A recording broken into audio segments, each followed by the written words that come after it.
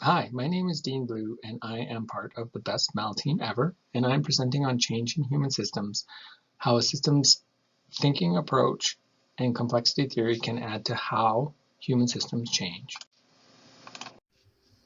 I have stated, change is hard. I retract or at least revise. Change is simple, but meaningful, thoughtful, and intentional change in human systems, systems where humans are involved as agents, is hard. As Stroh indicated, organizations and social systems do in fact have a life of their own. Interesting analogy that human systems adopt the characteristics of life: alive, unique, and dependent.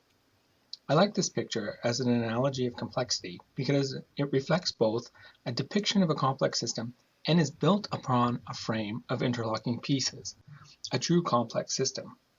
Humans create, participate, and also measure human systems, and therefore make both the system itself and the interpretation of that system complex.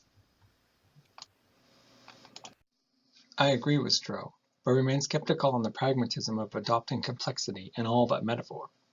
Organizations, used here as a proxy for all human systems, act as dynamic nonlinear systems operating on the edge of chaos, an explanation that is true to concept, intricate and hard to understand. Perhaps simpler, systems are more intricate than just mapping the three core components of systems: boundaries, perspective, and interdependencies.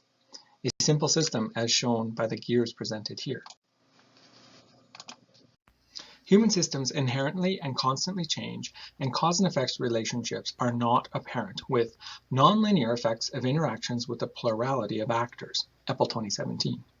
They are complex adaptive systems that have emergent properties, properties that arise from the interactions that could not be predicted from simple order generating rules. To effectively change a complex system, understanding complexity and systems approaches is vital to effective and targeted change. As you can see represented here by the murmuration of starlings.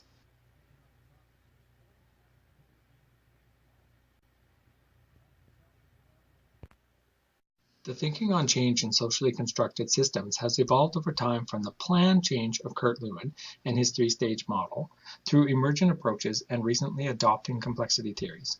The objective here is not to provide a detailed historical overview of organizational change theory, but merely to indicate the complexities as described have resulted in evolved thinking on how systems change and how to create change. A melting ice cube is perhaps a little too simplistic to challenge Lewin's ice cube analogy for change. To address these difficulties, a systems-based approach privileged over conventional thinking and acknowledging complexity theories is important for effective change. Systems thinking addresses what Stroh indicates are the four challenges of change: motivates people, catalyzes collaboration, focuses people's efforts, and stimulates continuous learning.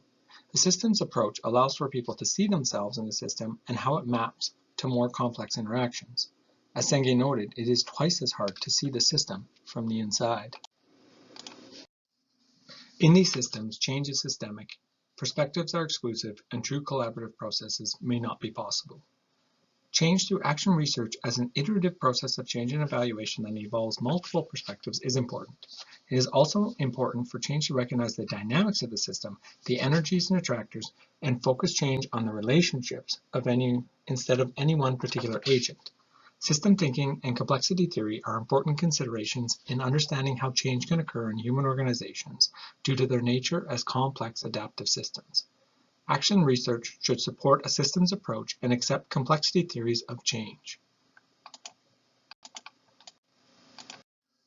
In our thesis projects, the process of mapping the systems that, as Burns would say, is important to surface the system dynamics will be critical and vital to success.